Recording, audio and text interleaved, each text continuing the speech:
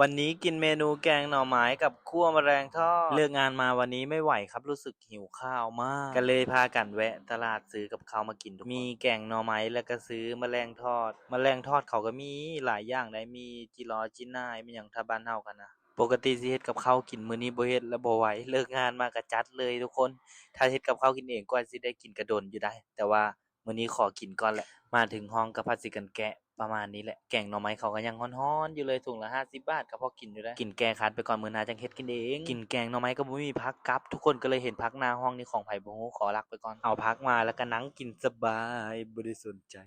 ทุกมื้อก็สิประมาณนี้แหละทุกคนใช้ชีวิตในไทยบางมื้อก็เฮ็ดกินเองอะนะเมื่อวานนี้ข้อยก็เฮ็ดผัดกะเพรากินเนาะแต่ว่าบ่ได้ถ่ายคลิปมาให้เบิ่งทุกคนมันหิวแรงเมื่อวานน่ะฝนตกแน่มันอยากกินแรงเพราะว่าตอนเช้าอะบ่ได้กินข้าวเลย ถ้ากินแต่ตอนเที่ยงพอกินตอนเที่ยงแล้วมันสิยากตอนเย็นไวบัดเนี้ยนะประมาณนี้